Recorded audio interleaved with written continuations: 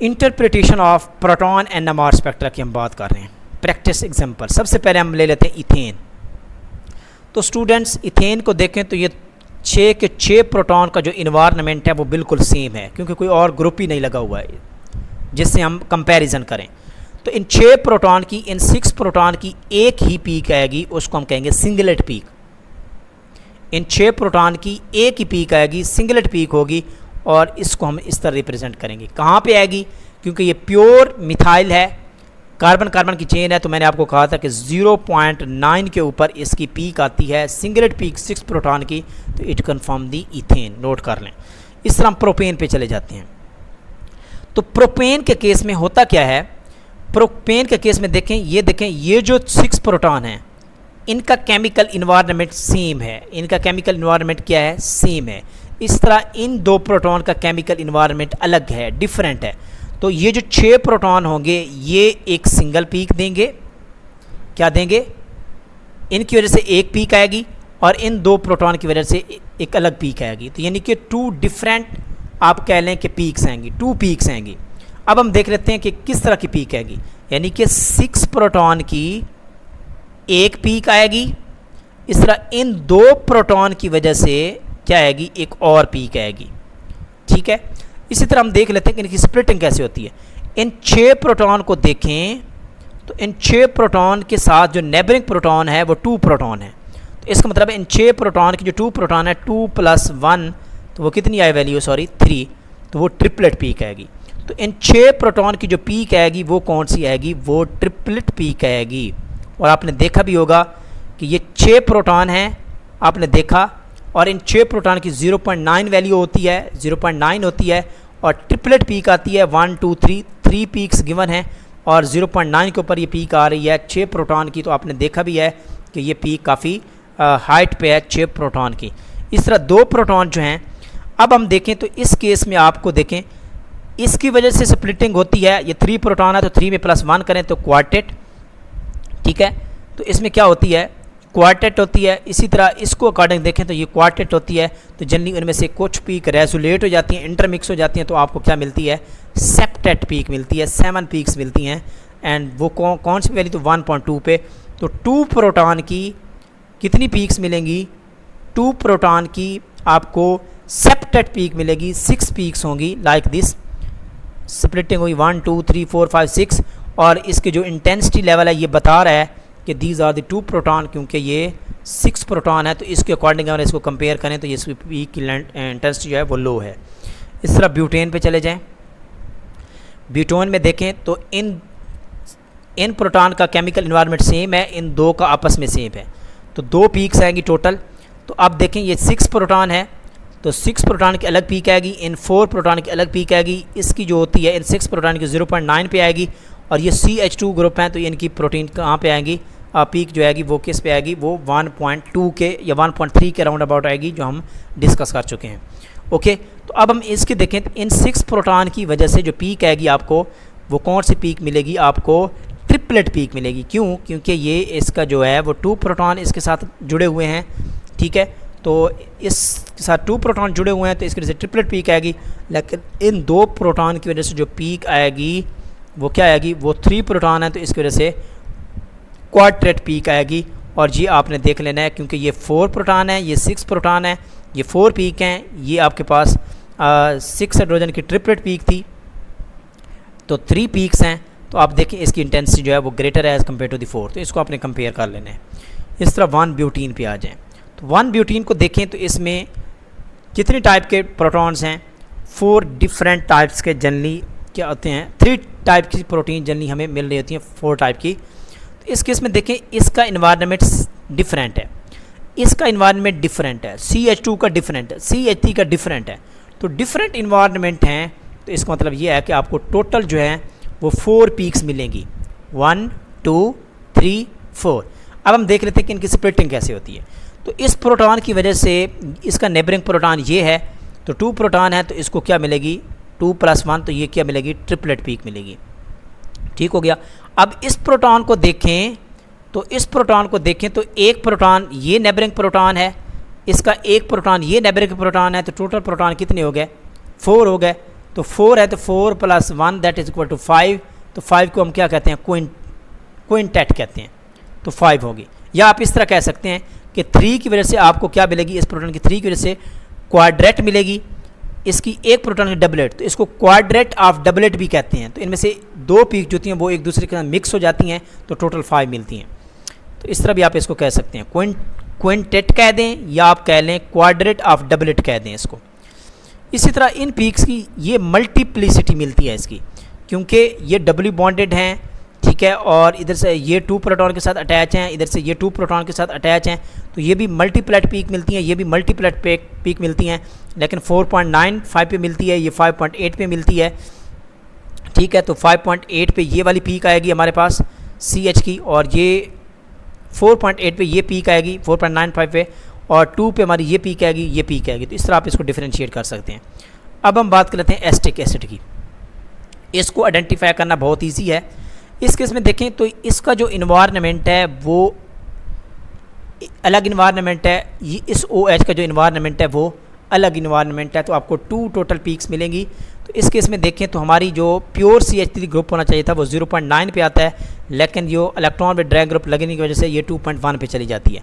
अब 2.1 पे इसकी पीक आती है, 2.1 पे, लेकिन कौन सी पीक आएगी? देखें स्टूडेंट, इन 3 प्रोटॉन के साथ जो नेबरिंग प्रोटॉन है कोई भी नहीं है। जब नेगेटिव प्रोटॉन कोई 0 है तो आपको 0 + 1 करेंगे तो 1 यानी कि सिंगलेट पीक मिलेगी। तो इन 3 प्रोटॉन की सिंगलेट पीक मिलेगी कहाँ पे? 2.1 पे। तो 2.1 पे 3 प्रोटॉन की आपको क्या मिली? सिंगलेट पीक मिली। तो ये शो करती है CH3 को, और ये भी शो करती है कि इसके साथ जो नेबरिंग है ग्रुप है उसके पास कोई प्रोटॉन नहीं है। इसी तरह यहाँ पे देख लें, ये OH है किसका? कार्बोक्सिलिक का। मैंने आपको कहा था कि इसकी पीक जनरली कहाँ पे आती है? 10 से लेकर 12 की रेंज में आती है, ठीक हो गया। तो इसकी पीक अब यहाँ पे देखें तो एक प्रोटॉन है और इसका नेबरिंग कोई भी प्रोटॉन नहीं है, तो सिंगलेट पीक आएगी। तो 11 के ऊपर ऑलमोस्ट 11 से के बाद आपको एक प्रोटॉन की अगर पीक मिलती है तो आपको क्या मिलेगी?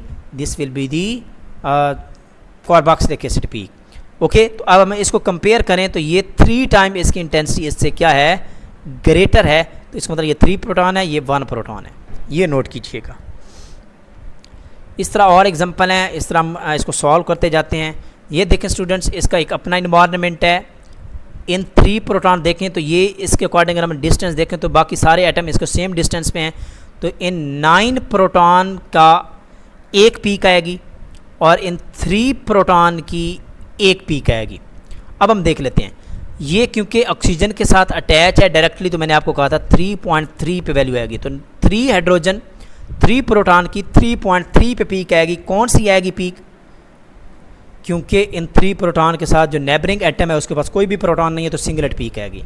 तो 3 प्रोटॉन की सिंगलेट पीक 3.3 पे, 3 प्रोटॉन की सिंगलेट पीक, 3 प्रोटॉन की सिंगलेट पीक 3.3 पे, ये आपको मिल चुकी है। इसी तरह यहाँ पे देखें 9 प्रोटॉन है, काफ़ी हाइट पीक आएगी, इससे ट्रिपल गुना ग्रेटर होनी चाहिए। आप इसको और बढ़ा दें तो इससे ट्रिपल गुना इसकी इंटेंसिटी ग्रेटर होनी चाहिए, क्योंकि ये 9 प्रोटॉन है। तो 9 प्रोटॉन की पीक इंटेंसिटी आप देखें बहुत बड़ी है, लेकिन इसको देखें तो 9 प्रोटॉन जिस एटम के साथ है उसके साथ फर्दर कोई हाइड्रोजन भी अटैच नहीं है, नेबरिंग प्रोटॉन नहीं है, तो इसकी स्प्लिटिंग ओनली क्या होगी? 0 + 1 तो 1 होगी। तो ये भी सिंगलेट पीक देगा, सिंगलेट पीक देगा। 9 प्रोटॉन सिंगलेट पीक देंगे और इसकी वैल्यू क्या होगी? ये ऑलमोस्ट इसकी जनरल देखें तो ये 0.9 होनी चाहिए थी, लेकिन यहाँ ऑक्सीजन अटैच है तो ऑक्सीजन की वजह से थोड़ी सी इसकी वैल्यू इंक्रीज़ होकर 1.2 तक चली जाती है। तो ये 1.2 के ऊपर आपको 9 हाइड्रोजन की सिंगलेट पीक मिल रही है, तो ये कंफर्म कर रही होती है। तो ये इस तरह आपने इसको कंफर्म करना होता है। इस तरह कीटोन में चले जाएँ, इन 6 प्रोटॉन का अपना इन्वायरमेंट है, इस एक प्रोटॉन का अपना इन्वायरमेंट है, इन 3 प्रोटॉन का एक अपना इन्वायरमेंट है, तो टोटल 3 पीक्स मिलेंगी।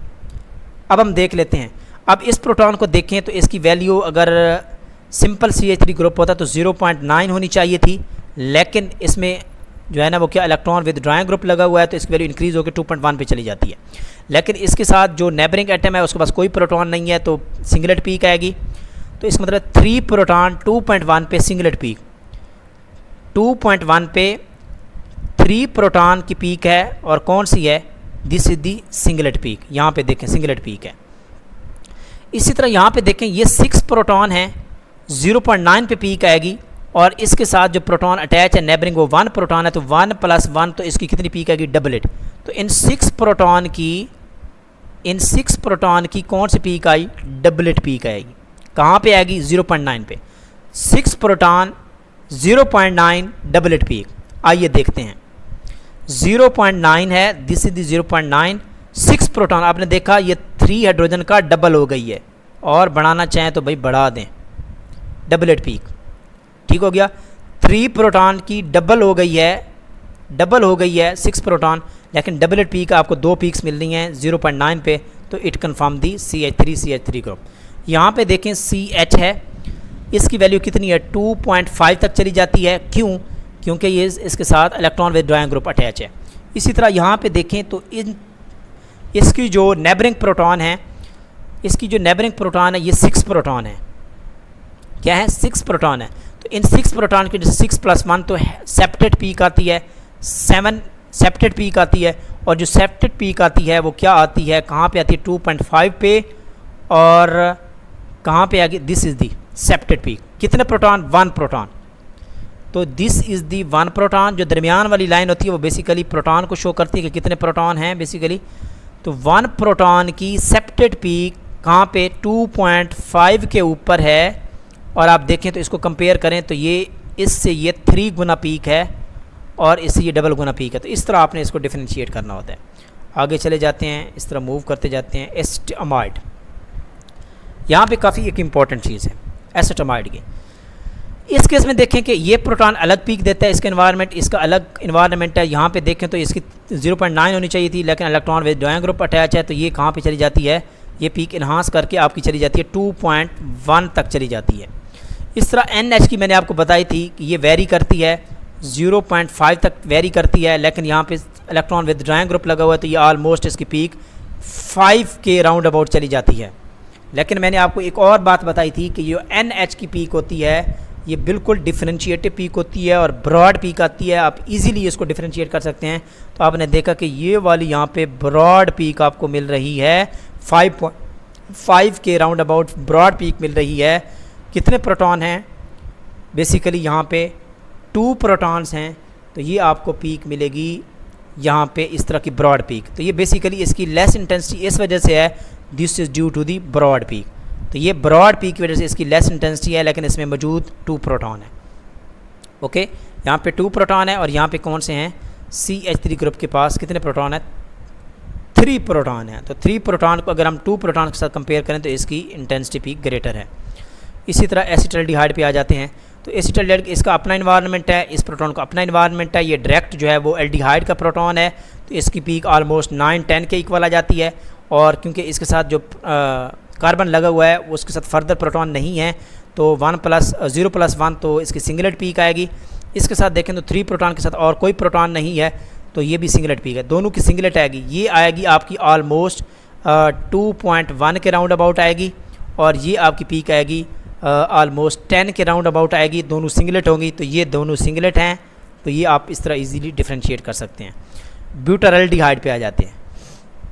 ब्यूटाल्डिहाइड के केस में देखें तो ये जो प्रोटॉन है ये प्योर एल्डिहाइड का प्रोटॉन है, तो 9 या 10 के राउंड अबाउट इसकी पीक आएगी। 9 पे इसलिए आ रही है क्योंकि ये हाईली इलेक्ट्रॉन डोनेटिंग ग्रुप लगे हुए हैं, 3 चेन लगी हुई हैं, तो इस वजह से थोड़ी सी पीक 10 से लो के 9 पे आ जाती है। ठीक है, इस तरह यहाँ पे देखें तो ये इसका अपना इन्वायरमेंट है, इनका अपना इन्वायरमेंट है, इनका अपना इन्वायरमेंट है। तो टोटल जो पीक्स हैं इनका अपना इन्वायरमेंट है, टोटल 4 पीक्स आएंगी, 1 2 3 4। इस तरह यहाँ पे देखें इसका जो नेबरिंग है ये 2 प्रोटॉन है, तो इसकी वजह से ट्रिपलेट पीक आएगी।